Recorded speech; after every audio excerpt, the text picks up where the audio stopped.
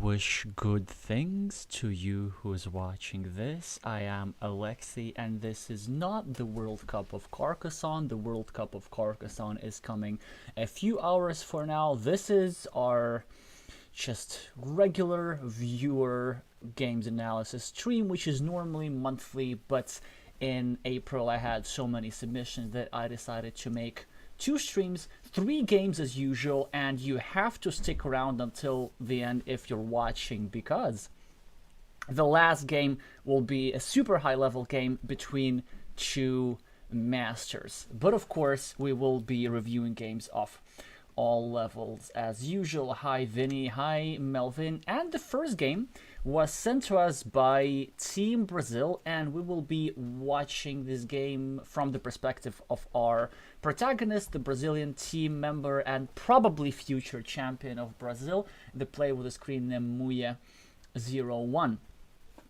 And we're playing here also against, actually also our viewer, João Morgarido from Team Portugal. But this is just a regular arena game. This is not from the World Cup. And our opponent starts as normal. We start as normal. These are very standard openings. Now we should probably continue our road Meeple Monastery. There's some cases to be made for Meeple Monastery over here, but this is just playing better. And if anything, we have a slight... Well, it's an even game, but I was going to say that Red possibly even have a slight advantage because of these monasteries. I'm not a huge fan from this early farmer by our opponent, because let's say if we get a road tile... Oh, by the way, interesting. So, let's say if we as red here get a road tile or something like this, if we get a straight line, I'm not going to continue my road. I'm going to go over here and take another road just to clean off everything on the table. But it doesn't matter. We're kind of watching this game from the perspective of the player with the red meeples. Ooh, this move is okay, but I don't think it's the best move. So it is kind of like the highest scoring move on the board. So you did score 5 points right now. And you're starting 2 monasteries, but actually you're going to have a bit of trouble. So here's some downside of this move. One, you just blew this field completely wide open. There's only 1 square on the board when somebody can build new cities. So actually this farmer, which I think was a mistake from green, you've now made this farmer a genius. So try to avoid moves that correct your opponent's mistakes. Or not mistakes, but like imprecisions. The second problem with this move is that it ain't going to be that easy to finish your monasteries. So you're going to need 1, 2, 3, 4, 5, 6, 7, 8, 9, 10 tiles. Because we're not counting this one. We actually don't want to put anything over here. And whenever you put something over here, you immediately restrict this square. And whenever you put something over here, you immediately restrict this square. So these 2 monasteries, they're kind of like, you know, trying, like 2 fat people trying to squeeze through a door. It ain't gonna work. I mean, it could work, but there was something just far stronger. Instead of this move, just place this monastery over here. That would be a 4-point move. But stacking monasteries is super powerful. You would have had the square over here, the square over here, the square over here. You would be setting up for 3 moves that give you 2 points at the same time. And let's say if you would get another monastery, then that would be completely lights out.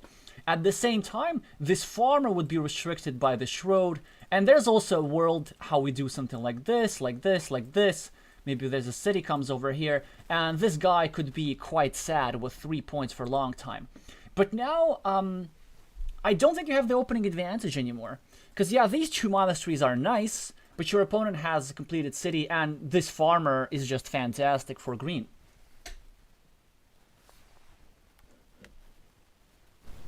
Yes. Oh, hi, Theos. Yes, we will review your game a little bit later. Hi, Elias.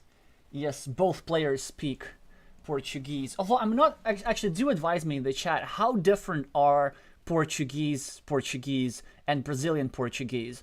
Are they like British English and American English, or are there more differences? Because I definitely remember that, obviously, Portuguese people say that Brazilian people speak wrong and vice versa. Also, I just realized I forgot. Of course I forgot my camera. I mean, I'm probably going to continue the stream just like that, but where did I put my camera? Nobody noticed in the chat. That's so interesting. I thought that something's missing. Of course something's missing. Yeah, exactly.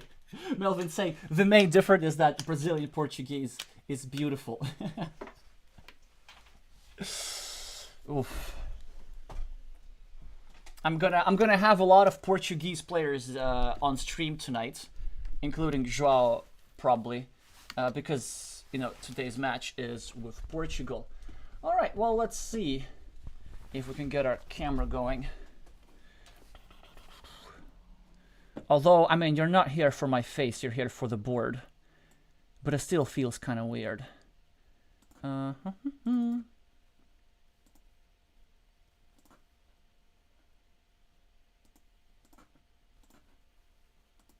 Interesting.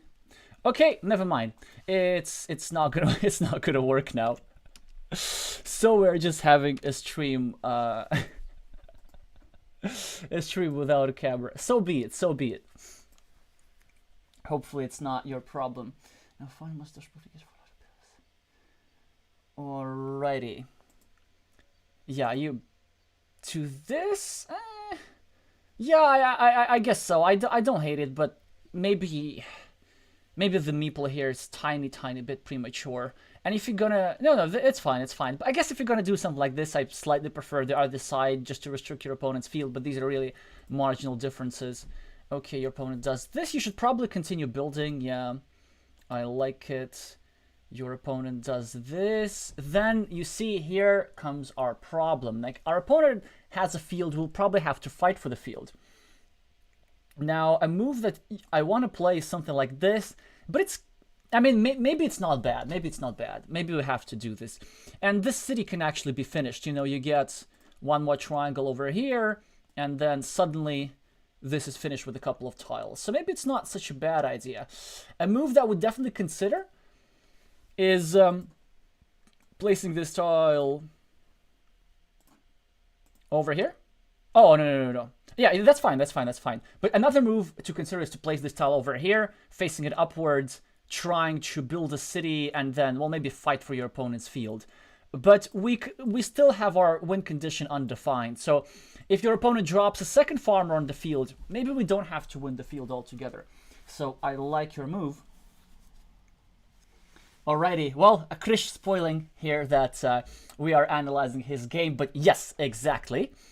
Okay, great, you continuing your city. What can João do? Probably attack it. Always with a meeple here. I mean, green has 4 meeples. And also, like, they have to know that, let's say if you draw any crossroads, you take 3 points and protect your city. Especially if you draw this one, right? The triple city like this, then it's just fantastic for you. But anyway, your opponent will be making imprecisions. So this is a move here that I find quite risky. I mean, you can play like this. Probably the more canonical versions is instead placing this triangle like this, and then trying to finish it with a triangle and another city cap. Because this threat is really, really big, and your opponent can snatch the city from you. Also, the reason why this is quite likely is because, well, there are 2 different platforms for attack. So I would have done this had there been a road on this side as well. So like if this were a triangle with a road like this, I would have totally done that. But given that it's a triangle with a field, your opponent literally needs any city tile except these 3 daggers. It's really a lot of tiles that your opponent can have, and sharing these 8 points would be really not great. So it is quite a risky move. Your opponent, yeah, of course, connects. And also, by the way, there are some scenarios how your opponent takes over the city from you completely. if you don't get lucky now. But of course you need to, yeah, do this. Maybe actually that's a good move. I prefer I prefer turning it the other way just to give yourself more platforms for reconnection. I don't know. Joao continues. Here you absolutely, yeah, exactly. And now you can't attack the city, so it's a bit of a problem. Now, of course, you want to be doing something like this with a city cap, but because you turn this crossroads that way, this attacking tile is no longer an attacking tile. Still, probably move here, here on the 43, something like this could work well. Oh, lots of people here in the chat. Be sure to meeple the like button, by the way. Hi, Glovia. Hi, Esteban. Alrighty. Yeah, so I'll do something like this, I guess, and then just deal with the city later.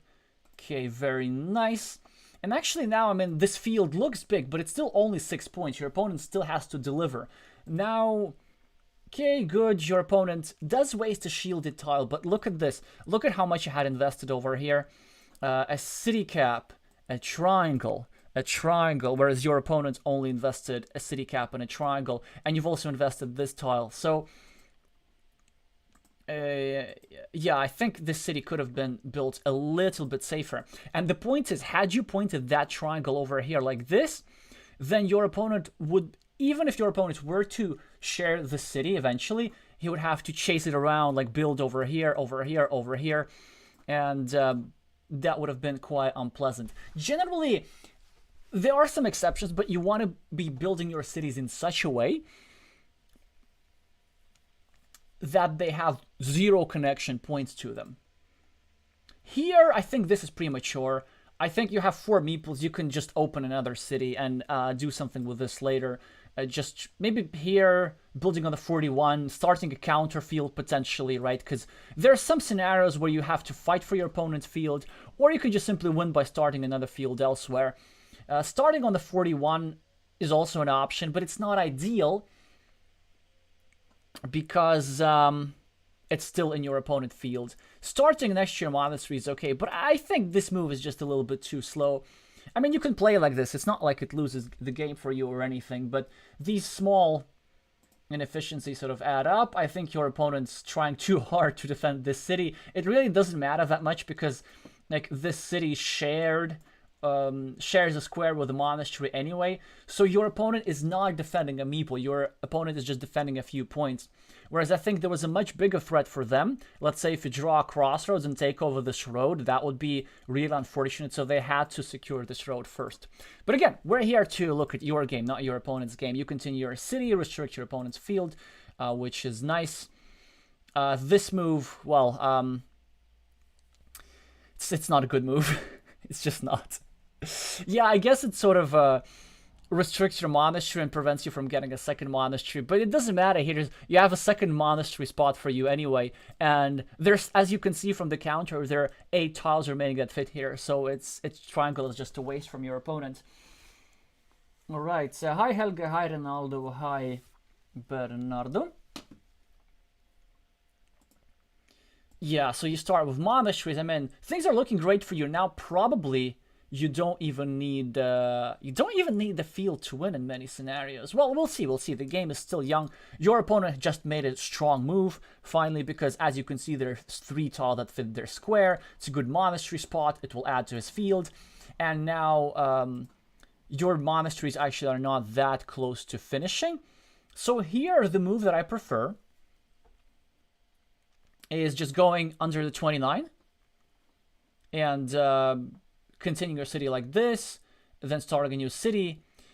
But I think you're gonna do this, and strategically I don't like this move. I think it is quite a mistake. So you are planning, of course, I see, to take a city cap and drop a farmer. But long term, because it takes some time for you to build up these 3 monasteries, your opponent can easily get a meeple back from this road. Your opponent has the meeple advantage, right? And actually your opponent has the upper hand in this field fight. So your best shot is to keep the field as small as possible. And you want to fill the square, but not with this tile. There were still 7 of those remaining. Like, by the way, that's a psychological thing. If you see a tile that fits into a square where you need it, sometimes it's better to just wait for a better tile instead. Because the drawbacks are, let's say if your opponent draws any city cap, but especially city cap with the road, and takes this, and now this square becomes vulnerable. Or your opponent could do something, I don't know, they could like take a triple city, meeple this, and then already threaten this square, and kind of like really tie up your meeples. So this is what happens, but fortunately for you, your opponent makes a mistake. It was much stronger for them to turn this the other way. Okay, you continue building, which of course is fine. They do this, you probably... I guess you need to connect here now. What do you do? Okay, blocking. I like this block. I didn't see this. I really like this block. It messes with your opponent quite a bit. Now your opponent needs to save. And now here you could probably just finish your city at the bottom and then do something else. But let's see what you do over here. Yeah, that's exactly what you do. Now you have the meeple majority again, and then eventually here you would need to connect, finish your monasteries, and then evaluate whether you need this field, because fortunately for you, this field is still at 9 points, potentially 12 points. Well, lots of things can happen. For example, I can see a scenario where you take this long road that goes over here even, then you finish it, meeple a 6-point field over here, and can kind of avoid a big confrontation on the field of your opponent.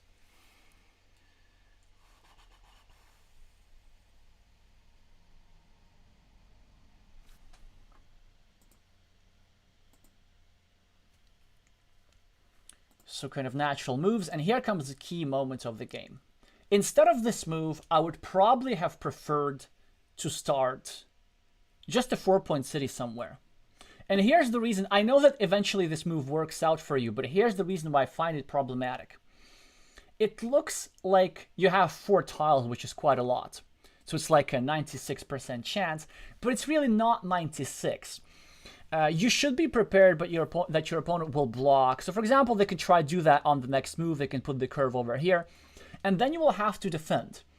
And the best you can do is have a 75% chance. Well, like hoping for one of those two. And it's a city that's not that big. Even if you get the 75% share, your meeples will be here for a very, very long time. And the problem here is that you're doing this next to your own monasteries. So it's 3 of your meeples tangled up versus 1 meeple of your opponent. But here's another problem. You see, if that were a triangle, instead of a triple city over here, this move would have been actually much better, because by connecting, you finish the city immediately. However, let's say once you complete the connection, your opponent will still have a chance to reconnect. And now if you multiply all these probabilities, so in order to actually justify this move, you need to your opponent not block you, or your opponent have a defense, and then you successfully defend, then you need to draw one of the tiles that you need. And there's really only 3 now, because like, well, okay, there's 4 tiles, and you need to draw one of them. Oh, wait. But I think the quadruple city was discarded. Yeah, I think I skipped that. Wait. We have to double check. Because the thing, it's something that this tile counting script doesn't show. And obviously I was reviewing this game by myself. Yep, yeah, have a look at this, guys. Well, here's one of the advantage of me forgetting my camera, because now you can see the logs better.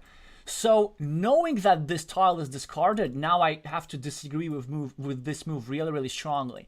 Not only are there only 3 tiles fit, your opponent will have a chance at blocking this completely. And then this will probably cost you the game. I just don't see you winning without accomplishing this objective. So your opponent does this, and you draw your tile immediately, so that's now works out for you. But again, your opponent has a re-attacking opportunity. Now, of course, they don't get the tile. I guess what they have to do is maybe try start blocking the city or something. Yeah, it's not easy to beat them, if you ask me. Or they can maybe start a new city themselves. But yeah, I think this was a bit of an unnecessary risk, and you're getting bailed out by the deck. But you're still not out of the woods here, because your opponent can still connect like this. So we're gonna see if that happens. Yep, hi P-chan. Yeah, they're spending a lot of tiles on a block, which is really not necessary. This is where the money is. I mean, you don't really need the meeple from this monastery back that badly, and you still have a 50% chance of drawing the tile. Not only doing so, but drawing the tile and then completing a 4-point loop, and then dropping a farmer over here. There's an extra city cap, so it's a counter field for at least 9, possibly 6 points. So your opponent is indeed making a lot of mistakes, which is great for you. And it is part of the game, capitalizing on your opponent's mistakes.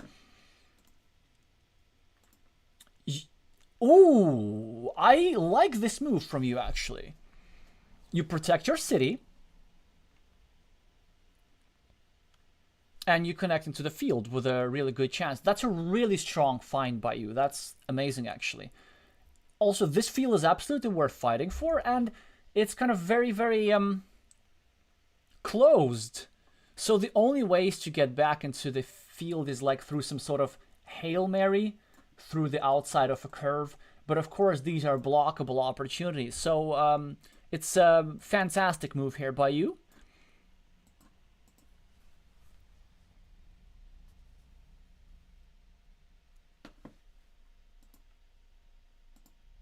Your opponent starts this. And just as I was saying that you played such a good move, I think, are you about to make a mistake? Yes, so this is a massive, massive mistake.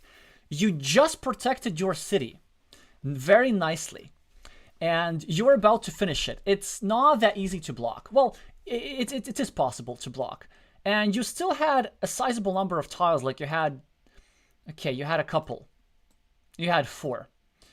And the 1 after a completed block. I guess you can play like this, but you see, the problem is then your opponent has a lot of tiles to reconnect. Let's say even if you don't do tile counting, right?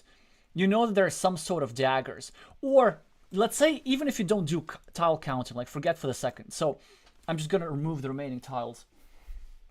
The logic is this. You are, of course, adding this extra point to your city in order to open up the city cap and kind of have more options to finish it. But all these extra options that you can use to finish your city, your opponent can use to connect. And of course, whilst connecting, your opponent can also hurt you with blocking your farmer here. So I think it's a in this situation, like, some patience, simply just some patience. Like, a better move was to go to the 22, block a field connection, and also threaten to well, kind of harass this square over here. And as you see, just specifically for you, your opponent draws the tile, and of course your opponent is going to go over here and negate all the effort that you spent on the city. But of course, your opponent does something inexplicable. This is a massive, massive blunder. As green, like, you cannot, like, what do you need the meeples for? Like, you cannot let the city roam free. Especially given that there were so many tiles that fit here. And this is not even the best tile to put here. The best tile is something like this, right? So that your road continues and then you can finish it later. So, yeah, it must have been a massive oversight by your opponent. So, again, your opponent does part of the job for you.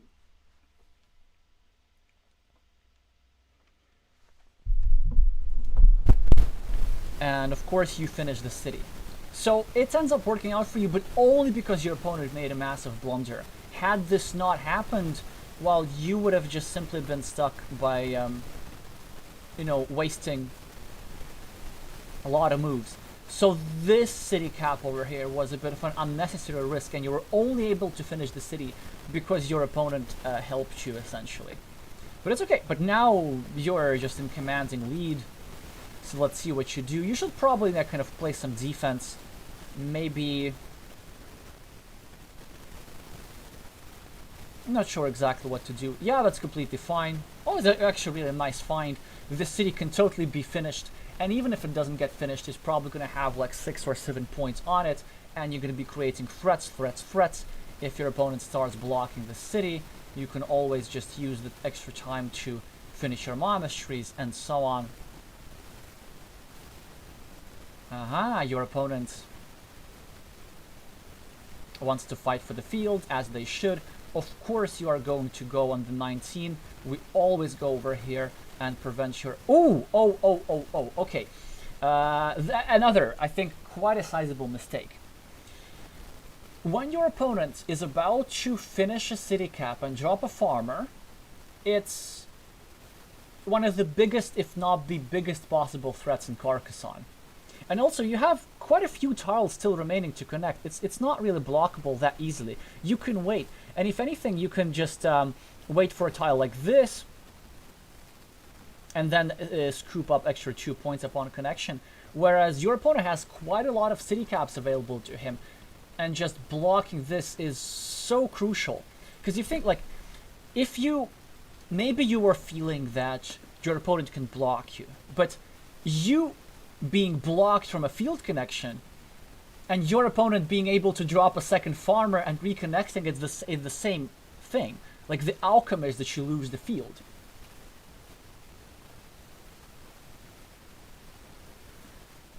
Well, Chris, you're saying that you're not going to make in time for your game. I think you may have forgotten.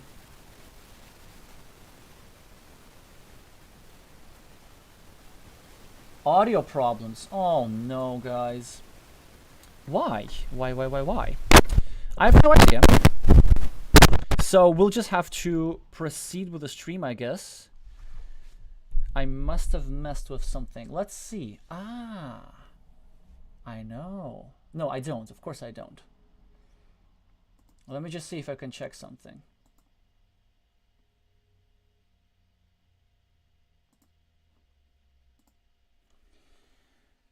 Huh. Okay. Well, good to think that it worked. All I did, yeah, I just did some few tweaks. So thank you for pointing out. I mean, every time it's something different. I've been doing this for like over a year and a half, and still every time it's a different small thing. Yeah, so that was, I think, a really, really risky move. And if your opponent gets a city cap, then you do actually risk losing this game.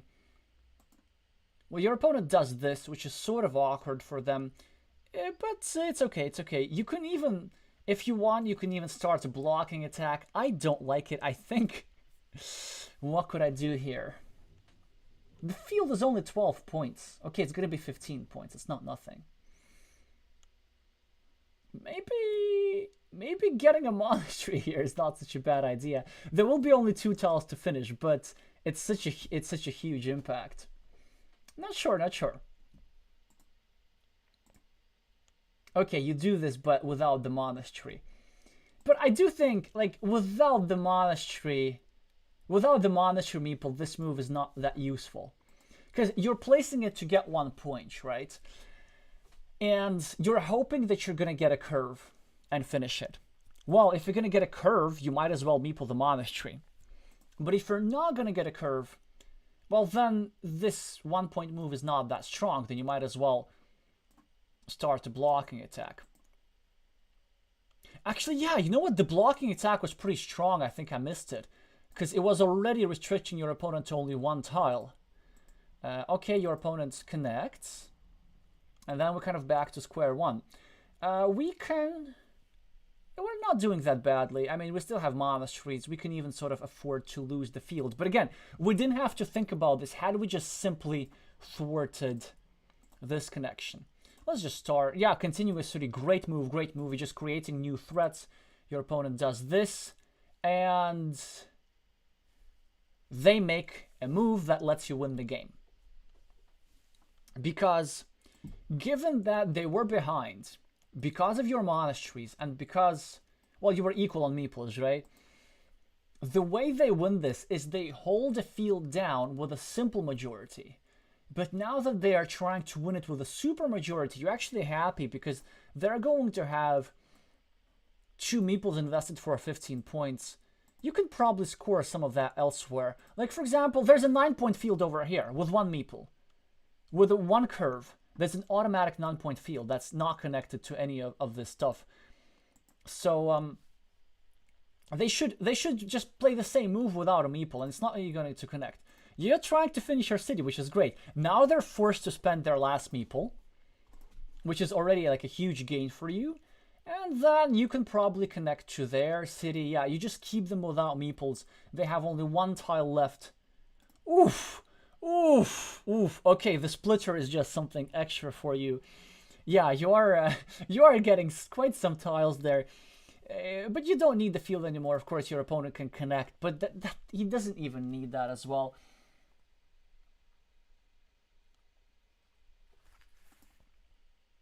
Yeah, you just going full savage mode. Wait. Why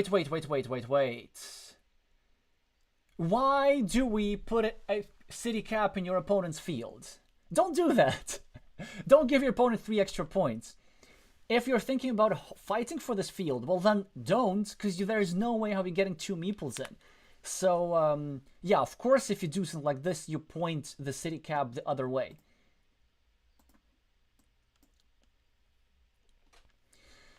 And you see, here's, I accidentally clicked this. Of course, you're taking a 9-point field, and this is just shows the perils of over-farming. Your opponent's going to score 12, let's say 15 points if they finish the city with 2 meeples. You're going to score 9 plus 9. So you're going to score 18 points with 2 meeples. So you're actually going to outscore them on the farms by simply utilizing the farms in different places. They do this. Here, oof, you even... Oh, you don't even bother with the meeple. I actually quite like it. You just collect quick points, collect. Your opponent should do this, that's right. And now you see, as a result of your move, you didn't have a free city cap open. You only had 1, which is in your opponent's field. Your opponent needs to hope for his tile immediately. But of course now, what you're gonna do, you're just gonna take 2 points next to your monastery.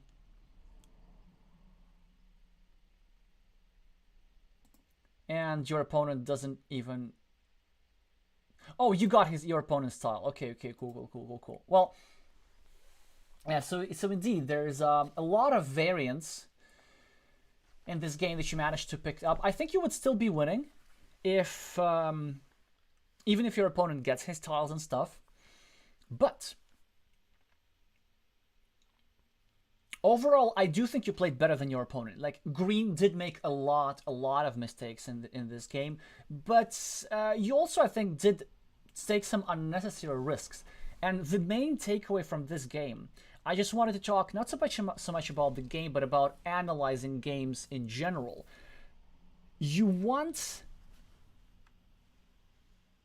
to look at games objectively. Just because something worked does not mean that it was the correct move. On the other hand, just because something didn't work does not mean that it was the wrong move. So we don't want to be too results oriented in our analysis. So I think for you, there's several things. One, this monastery, even though it scored 5 points, it would have been more effective to actually score it over here. By the way, just as predicted, you sort of were forced to harass your own monastery, and it ended up getting not completed anyway. Whereas if you stack 2 monasteries together, it's just much more powerful.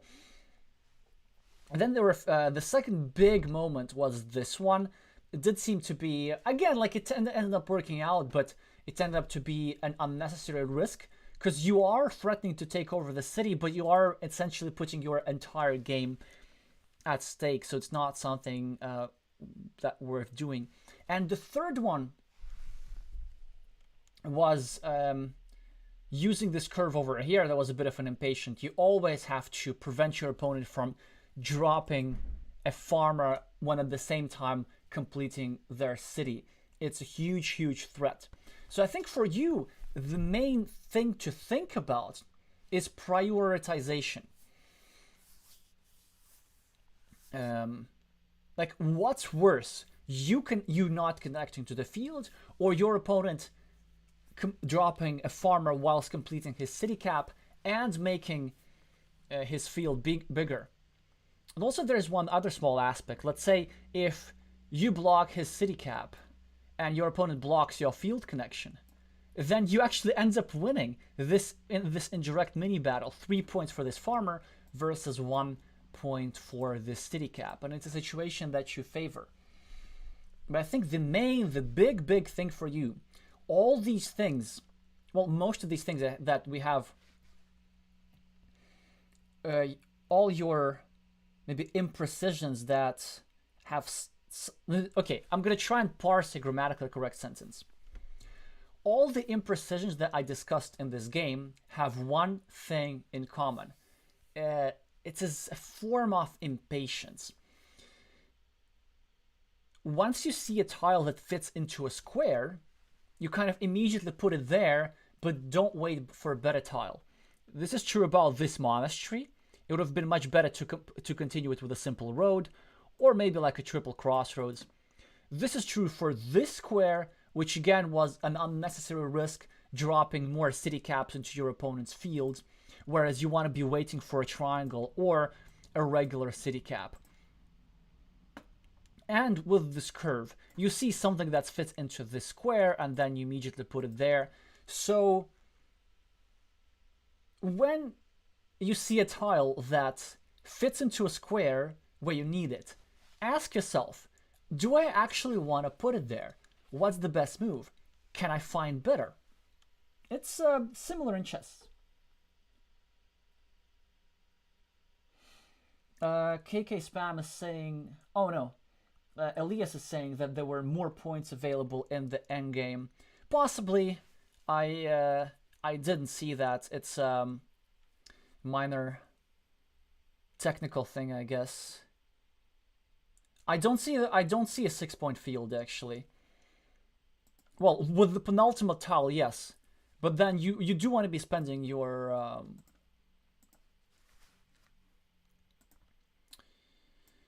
you want to be keeping your last meeple. Well, anyway, the last tiles doesn't matter. The main thing that I want to talk about is patience and prioritization. So patience, that's the key. The next game, I'm gonna try and make the review as short as possible. It's not just to save time. P-Chan is asking, no camera today. It wasn't on purpose. I just forgot to turn on the camera. I was kind of doing a pre-stream check, was thinking, is everything working? Everything working? Is the sound okay? Do I have my drawings on the screen and everything? And then I just forgot, oh, I just need to turn on the camera. But the way this works, I can't really turn on the camera now without restarting the stream. So I decided that it is not worth it. Elias, no, I'm pretty sure she had 1 meeple at that time.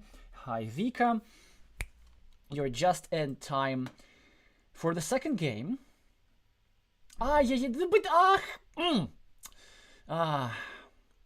Again, one thing that I did not remember to do, because I like to start these games when you don't see the results. So here, this is a game between 2 Brazilian masters. It was sent to us by Team Brazil without actually a protagonist and antagonist, and I think both Vinny and Theos are here in the chat. I guess we're going to view this game from Vinny's perspective as the currently lower rated player. Interesting how tables has turned, even though Vinny got his master title earlier than Theos. We all know that Theos is the reigning champion of Brazil. And the reason why I'm not going to go too deep into this game, at least I wasn't planning to, is because it's a type of positions that I almost never play.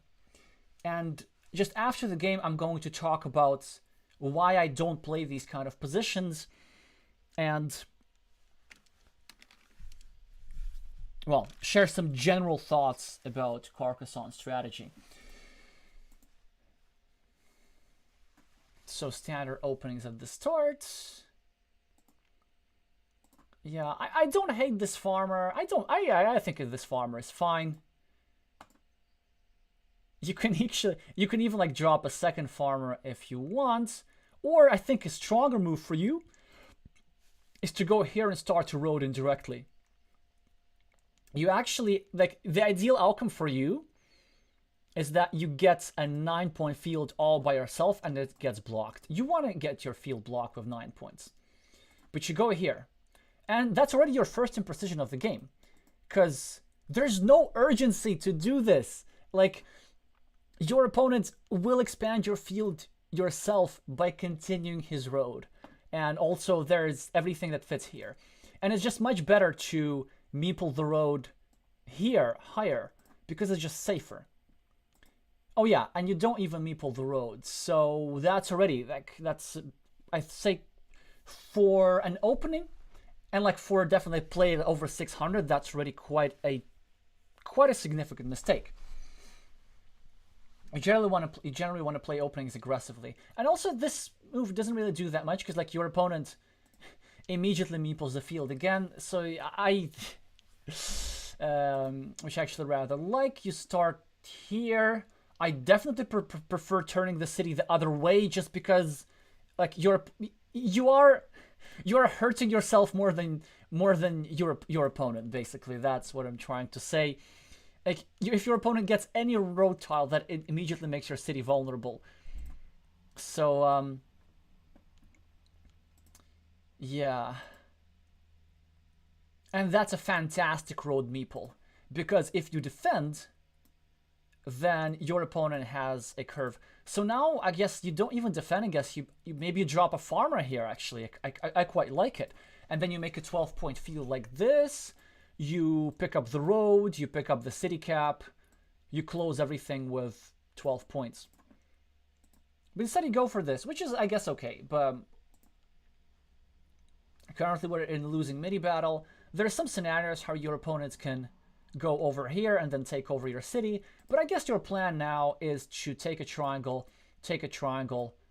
and then simply complete it that way. But then it's also kind of blows up the field a lot, and then somebody meeples over here, and we just have another game where everybody has 5 meeples on their field. I can play those sometimes, but I normally don't like to play games like this because they're very high variance. And I feel that high variance, well, it's not that I feel, it's just that it's true. High variance does not benefit the higher rated player. It benefits the low rated player. In this case, I think it makes sense for both of you to do so, because, well, I guess like you're kind of both equal opponents. So Theos is now higher rated, but we know that rating is really volatile, and you're both very strong players. You can do this. Yeah, and Theos now immediately drops a farmer, which I actually kind of like. Then, because this field is growing, you can still win later. I think for you the move is, we can start to road over here. We can start to greed a road over here, but the problem is, and I will turn on the tile counter in just a second. As you see, there's only one starting tile remaining. So if you start a road like this, it's sort of vulnerable to a block, but I'd probably still do it anyway. Okay, you start a less greedy road, which is fine. All right.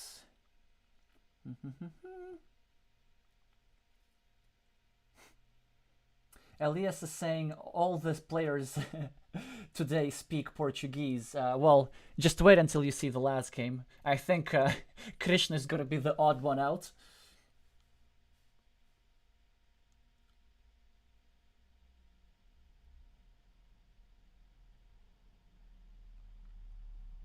Elias is saying that's your favorite tactic, that you don't want to offend road meeple. Yes, this road meeple here by green was super important.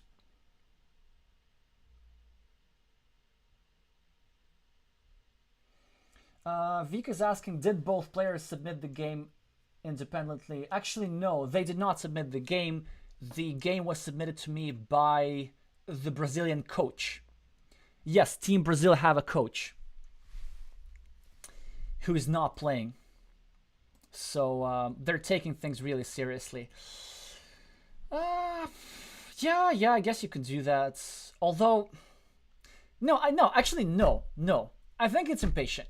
I think what you're asking for another farmer. On the other hand, if your opponent drops a farmer, you're completely fine with it. Yeah, you didn't really have a good place to put this tile. And then you can, you can, I guess, like take a straight line and then put it over here. But there's a problem though. Your opponent takes something like this, puts it over here, connects to your city, get his meeple back. But then you could drop a farmer over here. I think your move is okay. Actually, that does make sense. But again, it's now becomes a bit hard for me to contribute to this discussion of this position because I normally just don't play positions like this. Here, I don't know, White Tails choose this spot when there's like a fantastic 5 monastery spot with control of Red's road and with control of an empty road end. I don't understand this. I don't think the control of the city is important because there's already a connection opportunity. Yeah, so, by the way, Teos, can you tell me why you made this move? I'm very curious. You're probably here in the chat.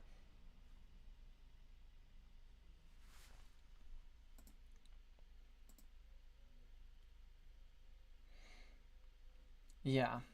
So now this allows Red to continue the road safely. I guess you keep doing this.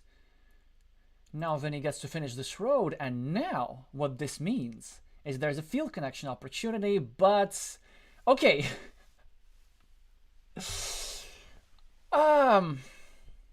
I don't think I quite understand your prioritization. You played the entire game so conservatively, kind of not meepling stuff, but then this lucrative 1-point city, that's something you just jump on. I mean, I don't hate it, but it gets controlled super easily with the monastery. And let's say if your opponent draws a city cap, well, your opponent can still start a city elsewhere. And let's say if your opponent draws something like this, and if you were to meeple the city, it's super vulnerable, it's controllable with the monastery, it's blockable with tempo with the road end from here, and you can still connect to it. I think it's not the most productive use of a meeple in a game which looks like a big field battle. Okay, so green is starting a ring road, which is quite interesting. Yeah, I guess it makes more sense than just simply finishing a city. And then that's it. So you have a 3-point city and you're a meeple down. I mean, the move is fine, but you're just a meeple down. It will be... I mean, there's some backdoor chances of you finishing it actually, or at least creating a threat to do so. Triangle, triangle, this. Yeah, I guess it's doable. Also, if you draw one of these, you get to put it over here and then threaten your opponent's road. But it does look somewhat problematic. Theos is building his monastery. You are starting a new city. Theos has to probably do something about this city.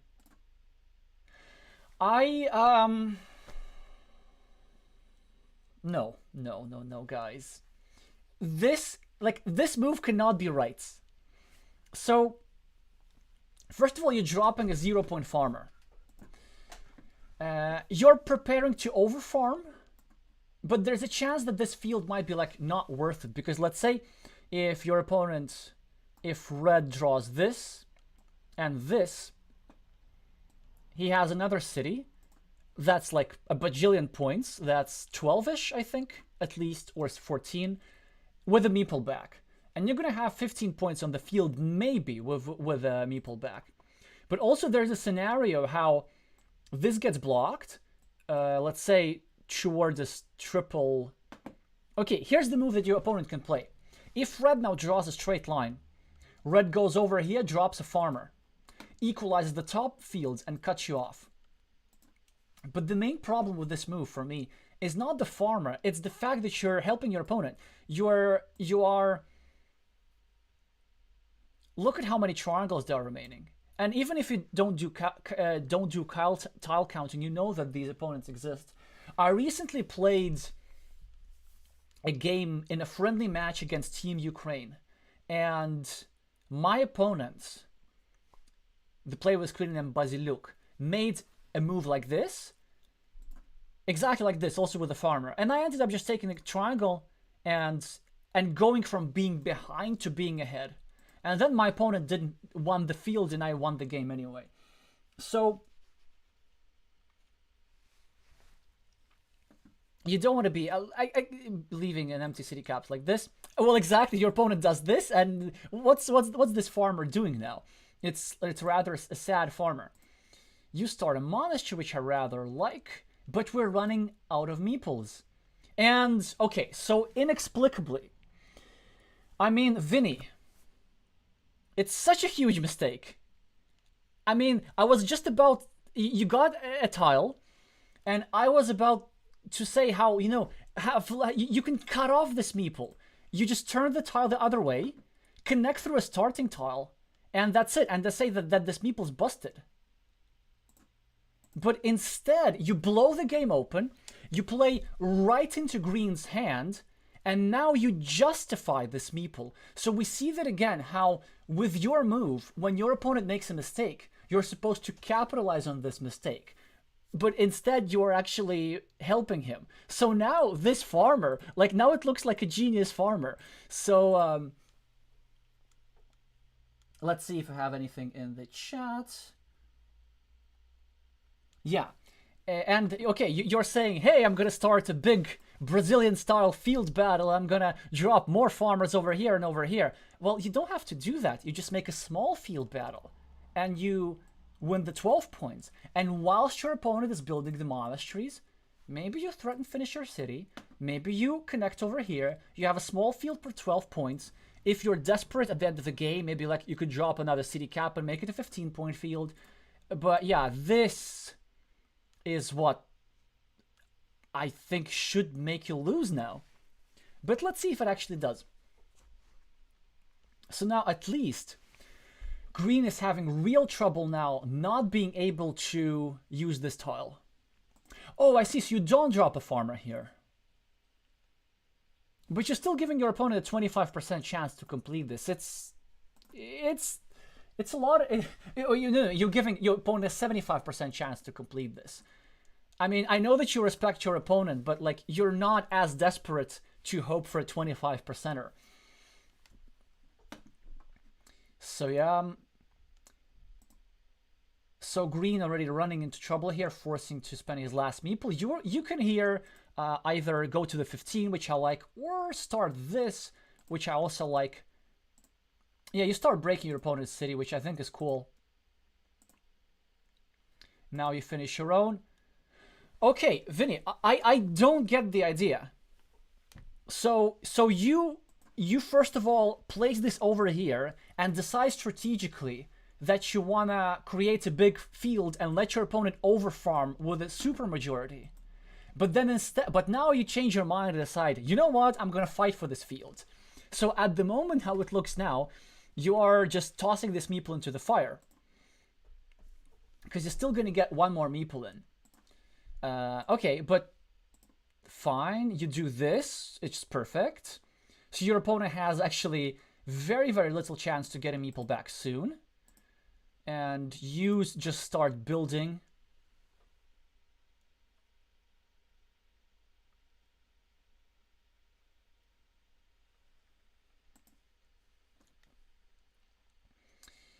Yeah, so Theos is having now a big problem. You now, of course, go over here, threatening to complete. Theos, I know he can't do anything. He can start some sort of block, right? What can you do as Vinny? Maybe start blocking the monasteries?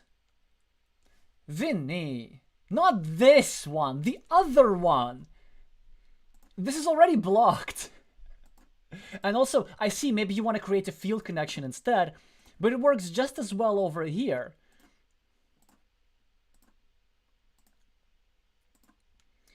Okay, you see sort of green is forced to spend some time without meeples. Okay, you get your stuff, and as red, you should be winning this. Nice. So red goes. Green is about to get his meeple back, which is, I guess, now. Given the number of straight lines remaining, as red, we would have loved to have this line over here, because then this monastery would be vulnerable. So I think now, I guess the play is, yeah, we're still going to restrict it. I like going over here and meepling this road. So your opponent is forced to prolong your road, and then you can actually finish this road anyway. So that's one option. Another option is just taking 4 points here up top. Actually, I probably prefer the 4 points. Yeah, okay, you find the move. I love it, love it, love it, love it. You do this, you're probably going to take 4 points over here. Still losing the farm.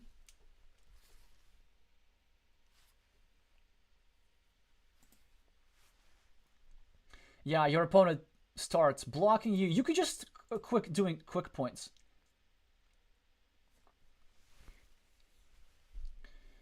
Europe. Oh, okay. So now, yeah, those can either get a meeple back, or he can just go over here and pre-block this road, which I kind of like. But let's see. Let's see what he does. Okay, so he does give you a meeple back. He gives himself a meeple back here. You can either attack the field directly, you can just take 2 points. Either is fine, honestly. I also like taking 2 points over here, preparing another field connection spot to use in the future. Let's see what you do. You take 2 points over here, but actually I don't like these 2 points because it restricts your field connection square. You're going to need that square for the future. So if you are going to take the 2 points, either use the city or at least take the 2 points over here. So then this square becomes unrestricted, remains unrestricted. I guess players now exchange quick points. You're probably going to also take quick points. Yeah, there was an alternative actually. An alternative was to drop a farmer here and then use this tile to bring your farmer in. But now all you need to do as red is just capitalize on your meeple majority and win the field. Even though, of course, we were quite flexible before, we didn't have to win the field, but now we have to. By the way, look at this. Because you restricted the square, you can't use this field connection anymore, which, of course, was a nice field connection. But okay, you're going to use a field connection elsewhere. Up top. I like it.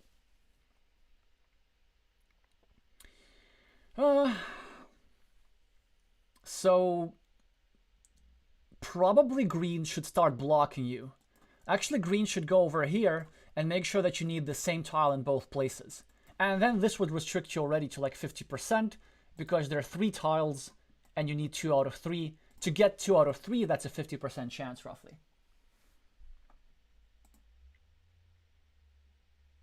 But instead, you go for this.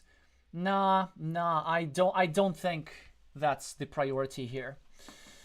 Because here's the thing, I think it was better to start blocking this meeple, because you also have value moves. Like if you take this, you can have a 4-point move that also blocks your meeple entirely. So just tactically, it wasn't the strongest move, I think. So red gets 1 farmer in. Red still needs to get another farmer. As green, probably I go here and just pray for the 50-50. But that's the problem of positions like this, and why I don't like these like super bloated fields, because always it ends up to a bunch of coin flips. And then you just can, then let's say if you believe that you're the stronger player, you just have no advantage, because math and probability doesn't care about rating. Like, a coin flip is the same coin flip for a 700 rated player and for a 100 rated player. So you do, oh, okay, you go here. Oh, I like it, yeah, so you go for the field yourself, sure. That's a really nice move. Of course, red now connects. You take points. Okay, what do we do here? Maybe we just continue our roads and then hope to have... Oh, I like it. And then... Wait. Are we sure that we don't want to drop an insurance farmer there? Let's actually count up the points. I think we need to think about this. So, red is ahead, 10 points on the scoreboard. Red is 1, 2, 6. Okay, 6. So 9 for the cities. 1, 2, 3, 4, 5, 6, 7, 8, 9.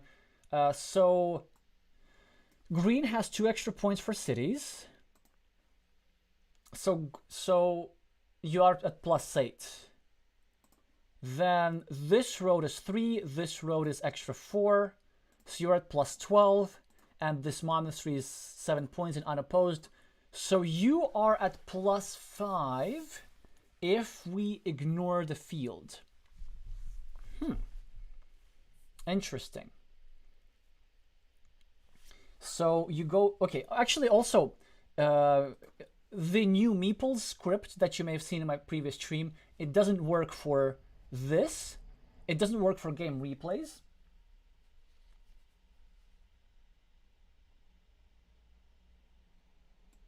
So we go here. So we go here. Here. Okay. So green's gonna have 4. And red's gonna have this. So actually you don't really need the field. You just need your opponent not to get a meeple back. But in all likelihood, your opponent will get a meeple back. I feel ya. But then you're going for a 50-50. If your opponent draws this tile, then you're just royally, how do I say this? Losing. On the other hand, actually no, I think this is also okay without a farmer. Of course, you wish you had your meeple here. Then you could have dropped an insurance farmer here, and then still have one more meeple to complete this field connection. And if your opponent does connect, then you can use the city cap to re-attack. Actually, yeah, I see your point. I think this move is okay without a meeple as well. And also you have an attack through a crossroads like this, in case you're super desperate. And there's actually a beautiful sequence. You get a crossroads, a meeple, and then you get 2 extra road points and a meeple back as you connect into the field.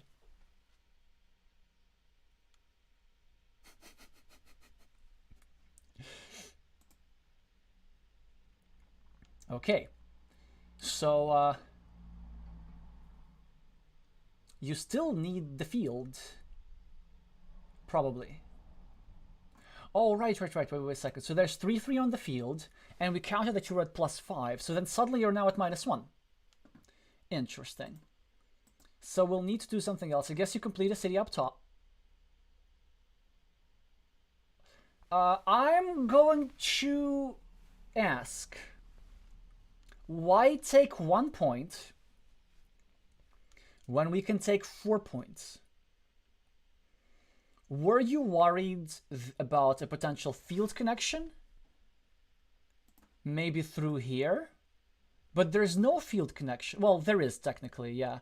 But there's still several field connections here, here.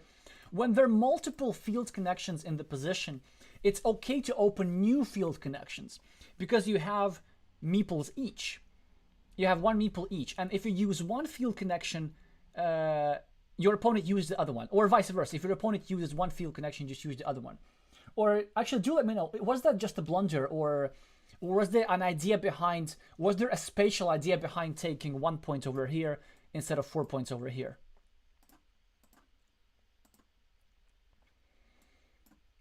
So Theos is now... should block your... Wait. Or should just take quick points. Because he can also try hope to outrun you. I think quick points up top. Yes.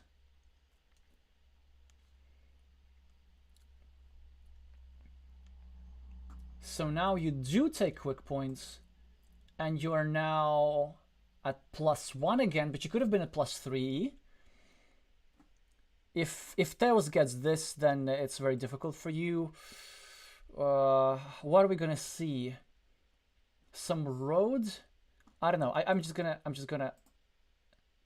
Oh, a block. That's interesting. But that creates a field connection for you. And also for Teos, yeah. So he's kind of trying to sort of gamble a little bit, try to create a field connection. Now, of course, you should go immediately use it. Still 3 tiles that fit, completely unblockable. That's a really nice find for you. I'm pretty sure you're going to do this. Yeah, and you drop a farmer and... Well, what do you do here as green? I don't know. Because red is still at +1, and you still need to score a point somewhere and equalize the field. It's so hard. And I just don't see where that can happen. Okay, I do see, because Teos goes over here. Yes, and now he needs to hope for the curve. But here's the problem. You connect. Teos connects. But he's still 1 point short. So in fact, out of all tiles that you could be flipping for, you're flipping for this. If green gets this triangle, then the game is tied. But if green doesn't get this triangle, well, then the game is not tied. And this is what happens. Green does not get the triangle. You get 1 city point. Oh, no. I miscounted something. So green does get this triangle. I guess I must have miscounted 1 point somewhere.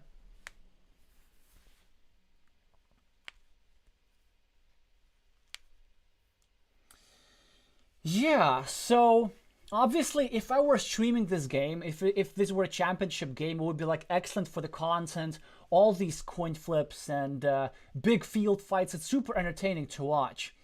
But is it really the optimal way for trying to win? No, I don't think so. I don't think so, to be honest. Kind of, there are a lot of moments in the game where both players were just forced to play roulette, and that kind of Carcassonne is just less interesting for me. But looking at, I mean, there were of course several. I think this farmer was definitely a mistake, but I think, yeah, because look at how long green spent time without meeples. Also, green ended up helping you build this city. And I think the biggest strategic mistake for you as red, Vinny, was this curve over here. You always turn the other way, cut off the farmer, and then just win this top field safely. So, I'm not sure exactly why, but there sometimes can be like a psychological thing. I've also noticed it's specifically like Brazilian players do this. You know, if your opponent drops a farmer, okay, my opponent dropped a farmer. I honestly going to take my spear and go out into the open and fight you in an honest field fight. Well, you don't have to. Like when your opponent drops a farmer, first of all, okay, how many points did they score? What is their long-term plan? Was that even a good farmer? Like you gotta assess the position a little bit more, and just try to keep your palette of strategies a little bit more flexible. So it did end up winning the game, but there was a lot of variance involved to accomplish this.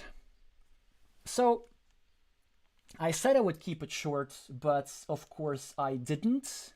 Well, I did keep it shorter than normal because there are just many moments where I can't give a lot of advice because these types of positions are not that familiar to me. I play them if I have to, but I avoid them if I don't have to, especially if I have stronger moves, and there were stronger moves for both sides at different points. Alrighty, but really interesting game, like really complex to analyze. But now we're going to go to a game which is even more complex. Of course, I beat the Bach. Again, spoiled the outcome. Well, it doesn't matter. As you see, both players are super high rated. Our protagonist here is my teammate with this queen named Krishna, rated 746, and we're playing against another well-known master. the player from the former Catalan team. They already were our antagonist once, and they are going to be our antagonist again in our streams. But before that, because I'm going to have one more stream in the evening, I'm going to need to take 2 minutes off and grab a hot beverage. And this is important so my voice keeps functioning.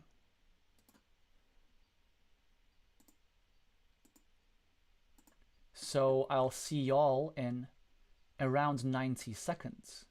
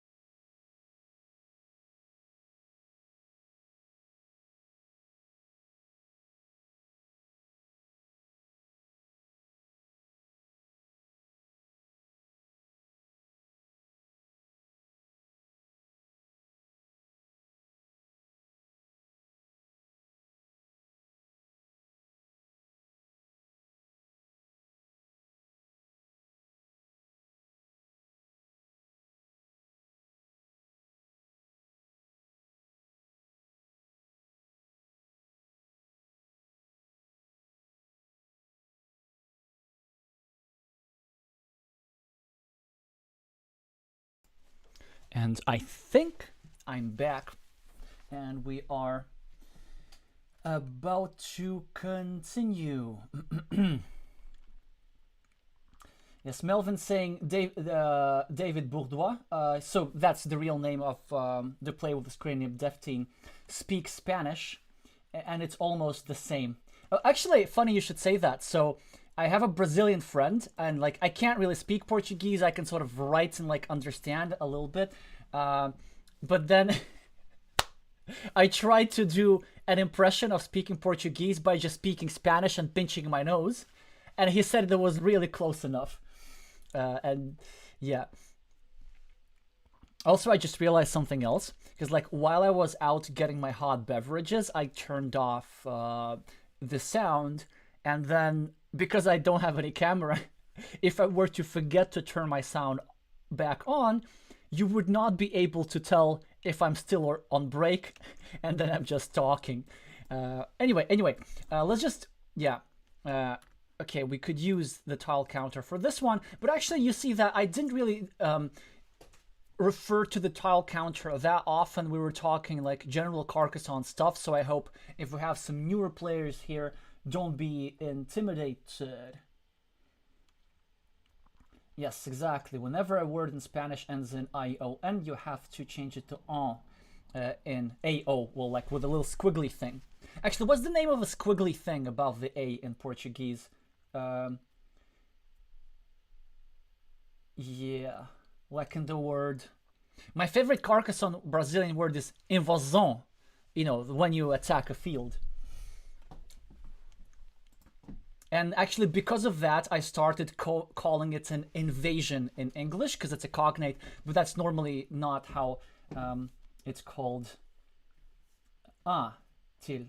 Yeah, in Latvian it's called tilde. So we have the same type of sign. Well, it's complicated, but like it means something. It's pronounced completely differently. So same letter, like same type of squiggly thing, just means something completely different. Yeah, exactly. Invasão. And of course, my other favorite Brazilian word is abração.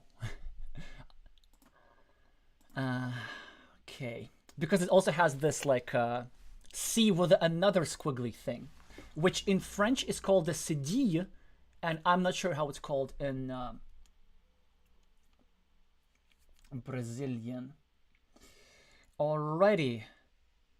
So we have standard moves so far. Of course, you're going to stick in a road as queen. So do we know if Krish made it? Probably not. Maybe he's gonna... Okay, you're gonna teach me the right pronunciation. Thank you. Ah, cedilla. Okay, so it's the same.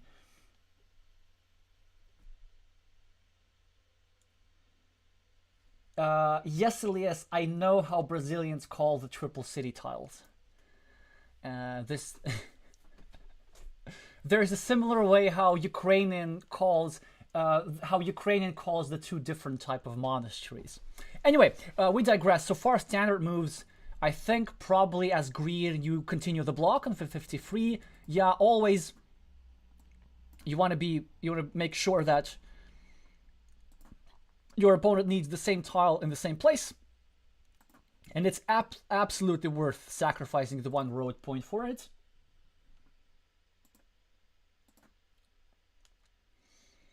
Okay, we continue a city, or we start a new one. Like, I mean, obviously, Krish is an incredibly strong player, but I always have a really hard time predicting their moves. So there are three players. There's Krish Kautis, there's Martin Moises, and there's Pere Vivas, whom I really find hard to predict. So actually, starting a new city over here is also legit. Let's see if you do that. Oh, you do that! Let's go! How many of you saw that? Like, how many of you were just automatically going to continue your city? But I rather like it, actually. You want to kind of continue your block as soon as possible. Then you continue. It's all great. Ah, and now I think comes the first key moments of the game. So actually, I'm not going to talk much because obviously it's going to have a lot of tiny details, this game. But I want to talk about this one of the key moments. It's something that has to do with opening theory. First of all, I'm going to show you the move that you played. And I think it's fine. You're starting a new city and you are starting a blocking attack over here. However, it's actually not as strong as it may seem. Because initially with this meeple, the main reason why you make this move is not to block this meeple and have a winning mini battle. It is one of the possible scenarios. You know, this gets blocked, you get straight line, straight line, straight line, straight line, and at the end of the game, this meeple outscores this meeple. But really the main purpose is just to get an extra road point of when your opponent completes a city. Because look at this. So this block, of course, if you can, you can do it, right? But it's not that urgent, because if you block the square, your opponent does not lose a meeple. Your opponent just loses a few points. So let's say they get something like, I don't know, a starting tile. And let's just forget about this city for a second. I know that this city needs a starting tile, but let's say if we get a starting tile for this. Well, then with this move, they get 3 points and a meeple back. But it's actually only 2 points and a meeple back. And 2 points, I mean, you're really gonna, like, preventing your opponent from scoring 2 points is not that urgent. About scoring, 2 points, because it's like -1, because they also continue a road. Of course, there is the threat of, you know, them finishing the city, and you still having your meeple tangled up with the road, but you can take your meeple back eventually. Or a better scenario, if they draw something like this, the city cap, then the city cap can go here, and then they even add a rodent to you, which is just fantastic. Another way to think about this, let's say if this blocks and then they draw a starting tile, and let's say if just like forget about the city, it doesn't exist, and then because this is blocked, they're forced to start a new city somewhere else. What did they gain? They gained the same 2 points. That's it, because like a city cap is worth 2 points. City cap, because it's half of a 4-point city. So, of course, it's kind of okay to play this move, but there's also one negative scenario. There's still 3 of those tiles remaining. If your opponent gets this, then they also do the same thing. They have you have a meeple back, they have a meeple back, and your road is restricted all the same. So this only works if you actually complete the block.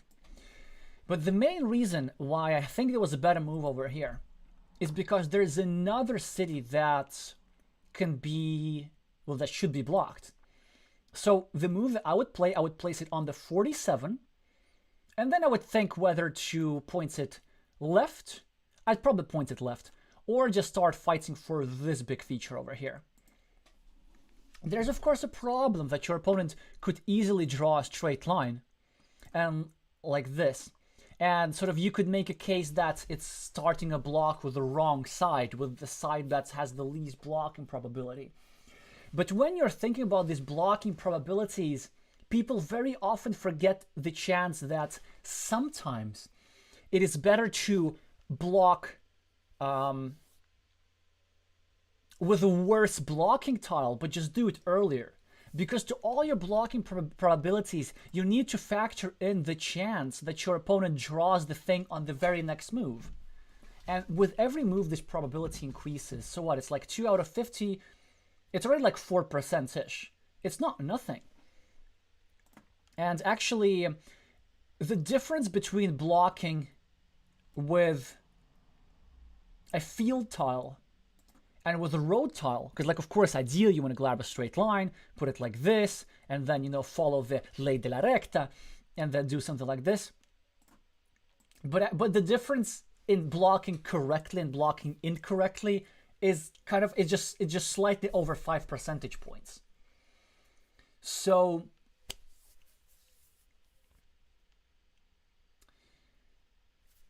all I was trying to say is that even though it's an okay move, it's actually, these types of blocks are not as strong as it may seem, because you're also taking away some tiles, and we're going to illustrate this. By the way, for those of you who want to see how one can get in trouble with blocks like this, you should watch my latest Blitz video. It's called More Carcassonne Blitz. And I know there was kind of one game with a blunder, and that was the one that everybody thought was the most interesting, and it was. But you should watch the very last game against the Hungarian player with the screen name Corrallos, and you will see how I attempted exactly a block like this and got in trouble because of that. Elias is saying we need to do some serious calculations to evaluate that. I did those calculations. Well, obviously, they're going to be slightly different for every game depending on the tiles that are already there. I did these calculations assuming that all these tiles are in place. And here we see the perfect illustration of what just happened. So imagine if this city was not here. This tile is the dream tile for you, because you get to finish your road and also bother your opponent's city, start breaking your opponent's city. And also you do it with the one tile that's without the shield, but you just took this tile away from you. Still, this move wasn't bad, but So now, of course, I think the best move for you is to go over here on the 34. And here's the idea. We just continue our city, and we're preparing two things. If your opponent doesn't draw a defense, then we just grab a straight line and, block the square, complete your objective. But if your opponents grab something like a curve or a crossroads, they put it over here. And then it's also okay for us, because when finishing their city, they take 3 points, but they also add 1, 2, 3, segments to our road, which amounts to 3 points. So then that will be completely equalized.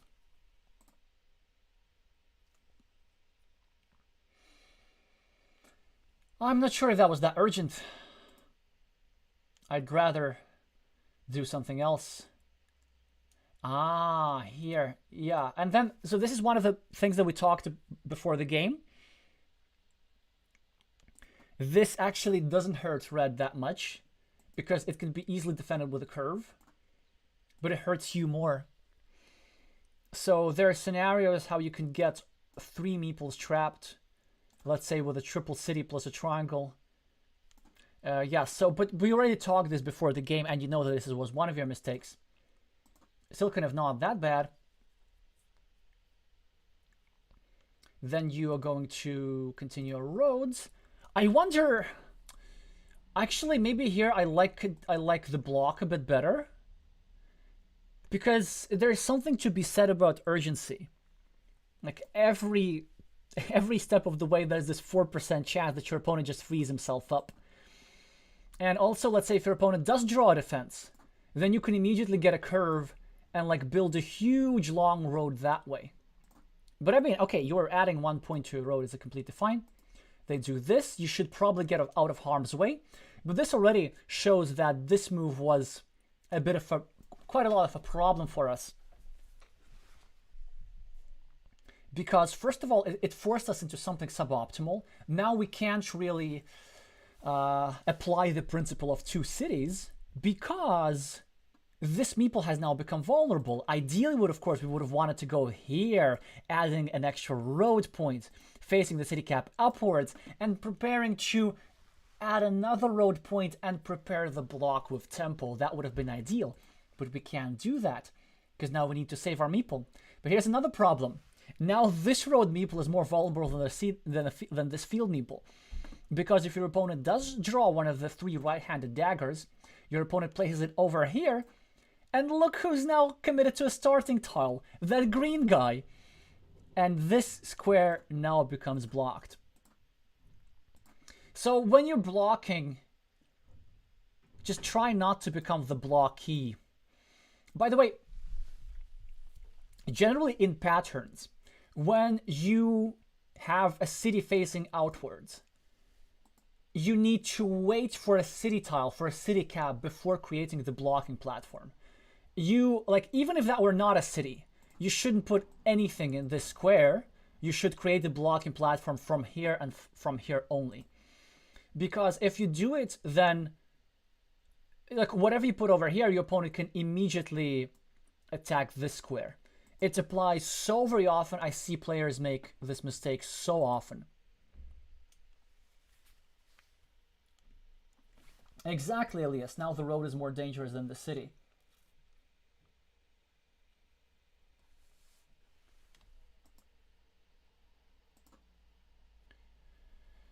So here, of course, probably start a new city. Interesting, starting a ring road. I guess you don't want to leave him back the road. Also, I kind of like, oh man, that's smart. But that's just such depth. Like, okay, so the purpose behind this move is to make sure that leave the empty city cap like this, because if you draw, this is a coin flip that benefits only you. If you draw this, then you take 4 points. But if your opponent draws this, your opponent has to get his meeple back. So that's kind of nice. So now your opponent has made this completely unblockable. Yeah, so I'd say like this situation is basically just lost. I mean, you get a monastery, like you still have the advantage in the game. Your opponent plays, I think, a really nice move. Very creative. Of course, always with the meeple on the monastery, and the idea here is to equalize this monastery. So if green goes here, red gets an extra point, but what red really wants to do is maybe like take a triangle and then a curve, and then have this monastery blocked and this square blocked. So, and then later, when neither side has meeples, build around and have 8 versus 8. equalizing monasteries is a very interesting, a very powerful tactic very often. Even though it's 2 versus 7 now, it can be 8 versus 8 later. Okay, oh, nice. So Krish is here.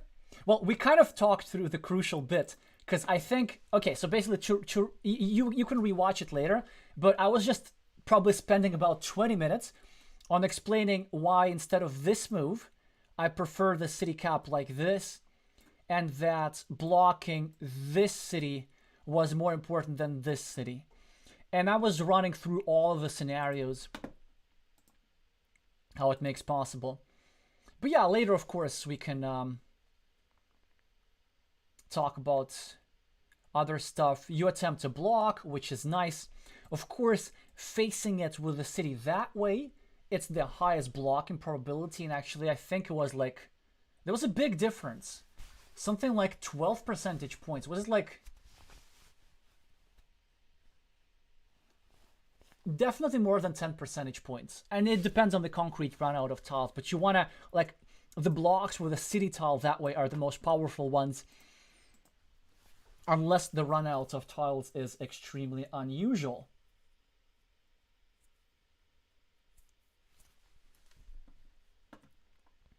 Okay. Actually, I rather like it, yeah, because you want to prevent yourself from getting blocked, right? Because there's this nightmare scenario when red gets a triangle, completes his monastery, and blocks 2 of your meeples. So that's not ideal, okay. So that's good that you defend. On the other hand, we did take away monastery spot from us, so oof, that's unpleasant. So I guess I'm not sure what to do. Is it bad to go over here? Maybe it's not that bad. And kind of save this. This is also an option as well, but let's see what you do. It's not gonna be, I'm not gonna spend too much time with this. Yeah, I'll go here. Yeah, now we should be royally screwed. I mean, this is vulnerable. Your opponent got a defense.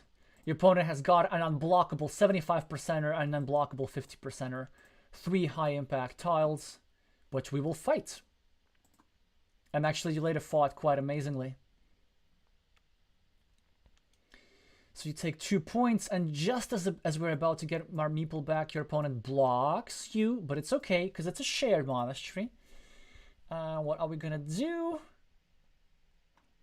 Hey, I know what we're gonna do. We can go over here and try to steal this thing. I like it. Let's see if you do that. So you go here, but I'm not, I mean, it's fine, it's fine.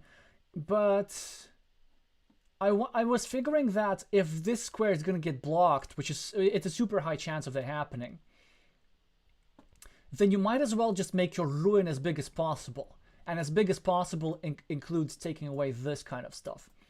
And also, if this square gets blocked, well, it sort of doesn't... Okay, it does matter, then your ruin is capped. But then your opponent spends 2 more tiles on doing so. And your opponent... Because here's the thing. Like, your opponent is able to block this square with tempo by drawing one of the many crossroad tiles. Whereas, for this bottom squares, your opponent would need to spend, like, extra moves that don't do anything for them. And of course... And there's this scenario that if you turn like this, suddenly the city splitter is a good tile for you, because you could just bail out by finishing this 6-point city and having 1 tile that gives you a meeple back. Oh, okay, so Krish saying you liked your idea of saving the monastery, yeah, sort of, and then kind of leaving yourself a high impact tile. Yeah, probably it was actually better, because here you are hurting a red, but you're also hurting yourself. So red goes here, drops a farmer, which is good for them. Here, I'm super interested in what your priority is going to be. I think maybe we don't finish the road yet. We go here. That's an option, absolutely. Trying to kind of protect this square, also expand this road. I don't hate the immediate meeple back.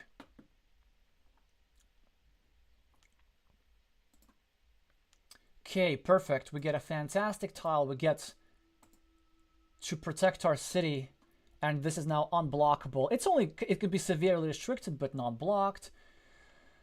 Your opponent, I guess, can take 2 points. But of course, these 2 points work out quite nicely for you because it's also a protection for your city. So you might as well I guess you have to clean off a city cap first. Ah, okay. So you go for this, huh? You go for this. I'm very curious to hear your logic here, because like, I know that you're creating a threat. Actually, it's a big threat of finishing this. But then you're probably more likely to draw something like this, right? And then you also want to continue it here. Yeah, I guess I slightly prefer in this position to clean off the city cap, and only because my opponent has 1 meeple. Because if you clean off the city cap, and let's say your opponent draws another city cap, or let's say if your opponent draws something like this, the extender, suddenly they just don't have actionable moves. So I think cleaning off city caps is typically something for the opening, and it becomes less important in the middle game, but it grows in importance when your opponent has a meeple shortage, because it just takes away actionable moves from them. On the other hand, I mean, finishing this city is a huge threat, and your opponent needs to act. So that's also understandable. Yeah, that's true. It is difficult to block. On the other hand, I mean, he's probably going to do something like this. He's actually probably going to continue the city for you.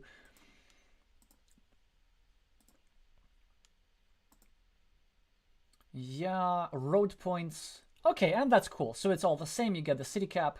Okay, so I'm very curious about this one. Why just not clean off the city cap? Like, sometimes, I mean, also, like, you have some amazing games, but you sometimes, like, find these very, very complicated moves. Now, one of the problems that I see with this move is if you have something like this, then this tile is no longer favorable for us because there's a 1-move block. And if anything, if your opponent is smart, they're going to take this, they're going to take this road, and they're going to put it over here and attack your city indirectly. And they're going to do a pre-block, and their idea will be that there are currently 3 tiles remaining to finish your city, and there are 4 triangles in the road. So they actually the slight favorite to block your city completely whilst also taking 2 points.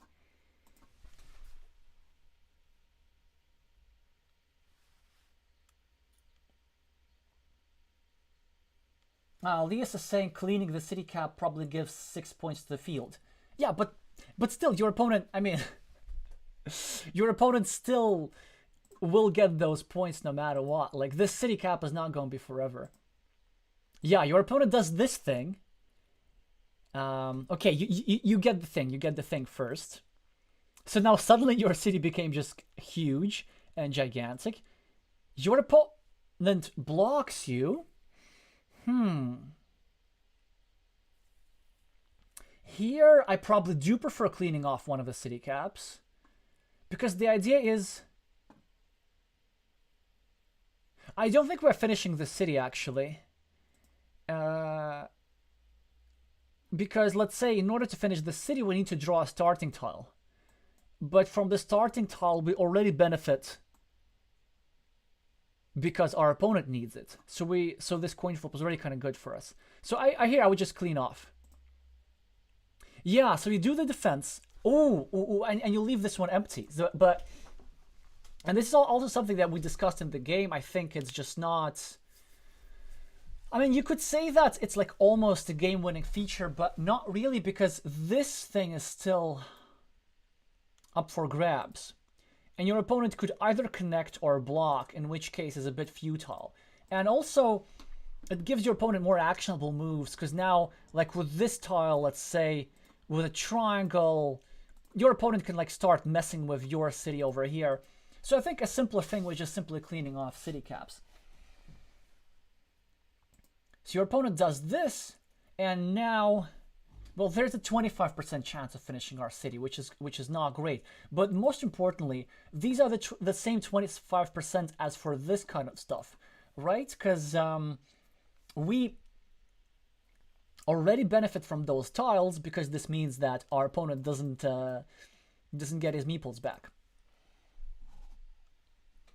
And also, well, if you don't protect your city, like, it's not a guarantee that your opponent's going to block it.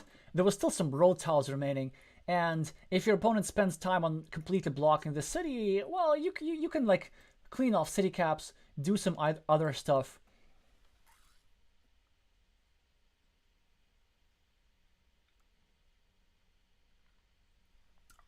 Elias is saying that actually closing the city cap to prevent further invasions is interesting. But then the question is, given that we are 4 points behind on the scoreboard, maybe we don't wait, maybe we are okay with invasions, because all the invasions are blockable and red has his last meeple anyway. So given that I'm 14 points behind on the scoreboard, I kind of want I want to lure my opponent into connecting to the city and then block him. But you see, like, this game is super complicated. Yeah, I guess there are merits for this move, there are merits for the other move, and at the top level games are like this. It's just such a huge decision tree. Well, you continue the thing. Oh no, it's Dev Dean. Yeah, of course they're gonna do this. You're gonna try and block, I think. Yeah, that's good. They're gonna try and block you. Aha. And here, well, I guess once you've started saving now, I guess it now makes sense to save here. To have 25% for the game and then some. Yeah, you probably have to defend, right? And also, even if you don't draw both tiles, if you draw just this tile, well, then it's 5 points for you. So this is a nice defense. Your opponent is trying to prevent you from getting a splitter. Now probably you should block your opponent. Now I'm trying to think. So you are taking away 2 tiles from him. You are taking away, well, you're actually taking away multiple tiles. Yeah, I rather like it with this side.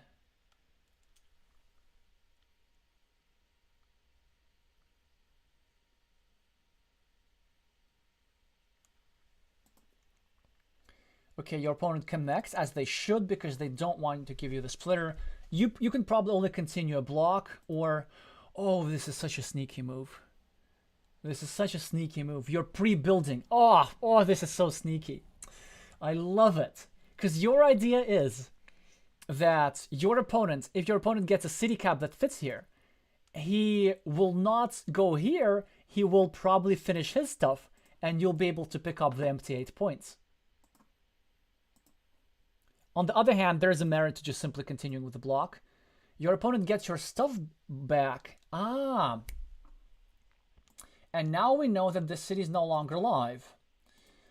And here, I think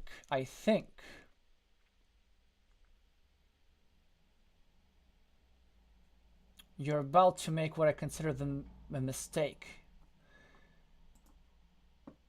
The move that I like here is going here. And the idea is we're just creating a threat of getting a meeple back, and in a position like this, meeples are everything.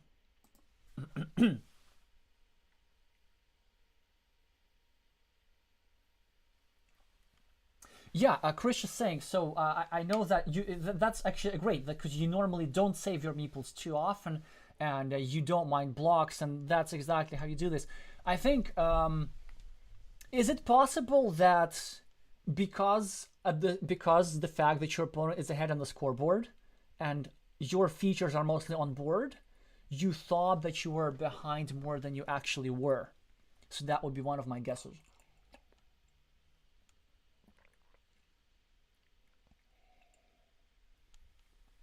Alrighty, yeah. So here's the reason why I like this move. Even though, I mean, first of all, it kind of threatens to get a meeple back from the road, and it also adds you 2 points to your road. And even if you get blocked, well, your opponent will need to spend some time. Like, with so few tiles remaining, really, like, spending a move on a block, it's resources. And let's say you win actually at least an extra point. Let's say if your opponent gets something useless, like, I don't know if you know this, and just goes here to block you. Well, they've spent a tile that they could have used over here. So essentially this move is adding you not 2 but 3 points.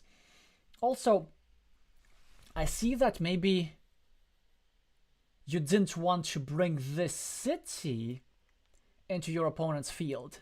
But as we will find out later, this field is something that you will have to fight for anyway, so the size of this field is not actually important. It may be 9 points, it may be 12 points, it may be 30 points. So I think that's the move. Of course, you do this with the idea that if your opponent blocks your meeple, he also blocks his meeple. But your opponent draws the one of the 4 tiles actually. One of the 4 remaining tiles that enable him to do this, and that's the thing. Because, like, you would have gotten your meeple back, you would have dropped a farmer for potentially 9, well, maybe. Yeah, so there's that, and now our position is kind of difficult.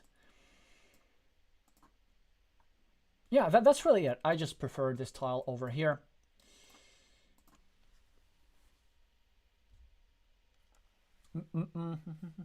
Melvin is saying about my starting point move. It's a -1 point move to maybe save a meeple. Yes, exactly. But I do believe in this situation is justified. And also it's really not so much -1, it's +2. Because again, I think the size of this field doesn't matter. Because we will need to fight for this field. Like, somebody's going to finish this. This field is going to be at least 9 points. Where else can you take 9 points? So it might as well just be 12. Okay, we get the city. Now we're back in this game. All we need to do is block this square. Of course, we're required to spend valuable time. But let's see. Well, our opponent would have blocked us, but it's okay. What do we do? I don't know. I don't know. Maybe create a field connection somewhere here. But it's also blocking a field connection. I'm out of ideas.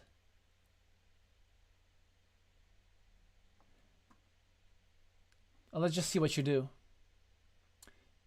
Ooh, that's kind of neat. So you are building your opponent's city, but you're making sure that they have fewer tiles to finish. What a perfect timing for you. Like, you see, I mean, that's great. Like, the fact that you're able to find moves like this, I think, makes you a really, really strong player. And also the fact that in a difficult position, you're kind of still not just hoping for your opponent not getting a triangle, but actually making a move that's best mathematically.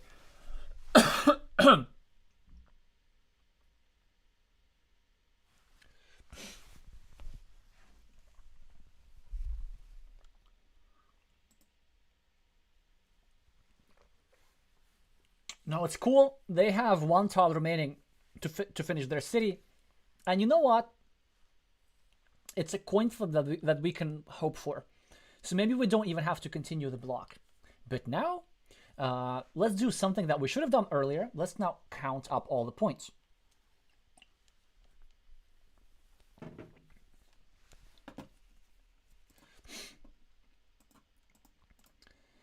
Okay, so we're at -6.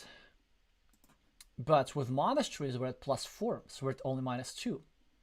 This road is 6 versus 9 point field. So we're at -5. Our opponent has 8 points on the cities. So we're at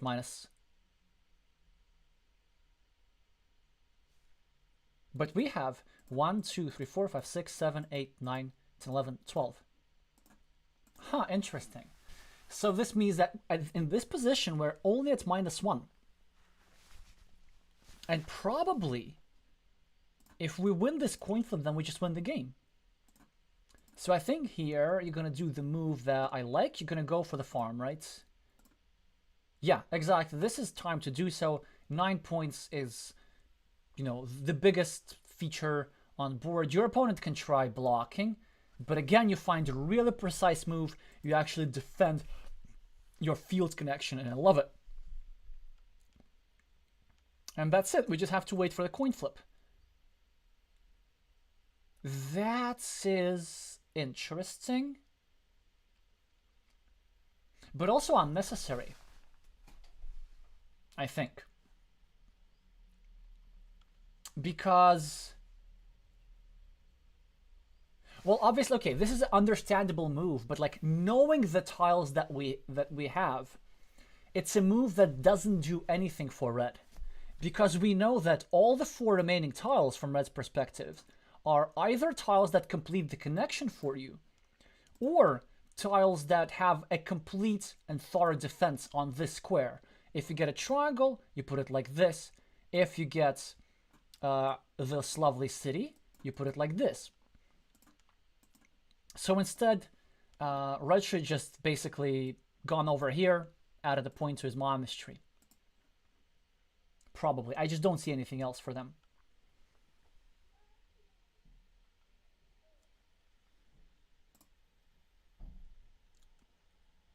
You connect. And, well, there's the coin flip.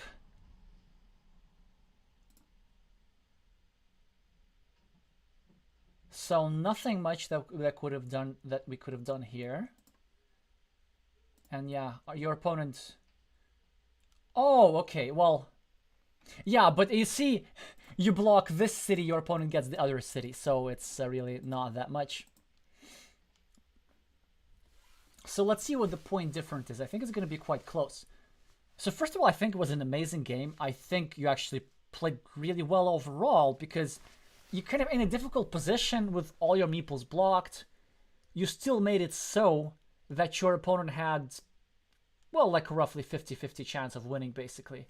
They were winning only if they finish the city, or if they find some sort of block. And like this move over here, just like what a way to actually keep your chances alive. That's really a nice find. But to take away 2 things from this game, so I like about saving this big city. Actually, saving, like, if these were different tiles, let's say if these were not city caps, if these were just curves, of course I would save it, because it's nice to have a bit of equity in the pocket. But probably this finishing this city didn't contribute that much to win probability in this particular instance, because well, it wasn't 50% because this was still blockable. So let's say it was like, I don't know, 30-35% at the time, perhaps, to finish the city, which is quite nice. But then I'm not sure if it gives you sufficient equity. Yeah, because again, like the tiles that are needed to finish the city, if you draw those tiles, you win anyway, because your opponent is not able to complete his stuff. Actually, yeah, when deciding when to save your city, you got to look at what are some other applications for this tile. Is there a better place where I can use it? And sometimes the better place where you can use it is just simply draw this tile instead of your opponent. If the situation were different, let's say if your opponent had different tiles that would give him this, then saving the city is actually a neat idea, because if your opponent gets these high impact tiles, then maybe you get these high impact tiles. So now you would have to draw either 2 of your tiles or 2 of your opponent's tiles in order to win. So which means that you have kind of a pool of 4 tiles, which gives you a nice probability. The reason I'm saying this, I know that you spend too much time on that city, is that there are actually situations when spending some time on a city like this is actually good. Well, yeah, thanks for sharing this game with us. It was definitely interesting for me to review, and I did learn something quite a bit. Oh yeah, the other thing was well, I guess you can just rewatch in the replay. So prioritization of blocks that we did kind of end up. We were trying to hurt our opponent, but we ended up hurting ourselves. It's one of the scenarios that can happen with roads sticking into cities, specifically with the dagger. I really invite all of you to watch my recent Blitz video, watch the last game, and see how I block my city I tried blocking my opponent's city and see what happens to my opponent's city and my road. So, in case you're not sure, I need to remind everybody that we're going to have another stream in under an hour. This time with the camera, because this time I'm probably gonna remember.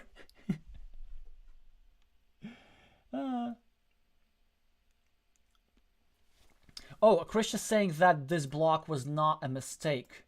I mean, yeah, I mean, it's an okay move, but the idea, the only reason why I preferred a different move here, well, not the main reason, because there was an alternative block to start, like with this city over here. Well, anyway, you can kind of hear all my thoughts later.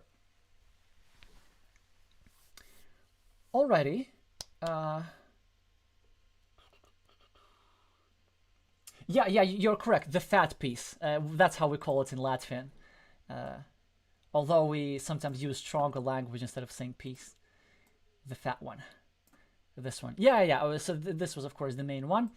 This one's definitely playable. It's just a prioritization thing. I would have simply preferred dealing with this one first. Well, anyway. Yeah, by the way, also, like, for everybody else, this type of move, like, just what, how many of you would have found this? Like, 95% of you would have just continued their city over here, but this is so much stronger, even though it looks a little bit awkward. Alrighty. So yeah, another stream in 15 minutes. Portugal is playing against the United States. We're going to have less Brazilian Portuguese, but more Portuguese in the chat. Even though probably in writing it's almost the same.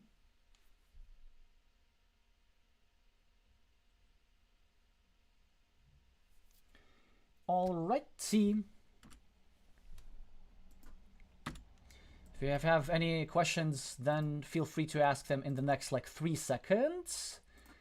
Of course, I need to remind everybody to meeple the like button and to subscribe, but I think most of you already have done so. And I still have some slots available for the May game analysis stream. So if you want to have your game analyzed in about 3 weeks, then do let me know either through my channel email address or in the Board Game Arena messaging system. Thank you for reminding me. Yes, the game is in 2 hours, so I'm starting the stream in 1:50. Oh.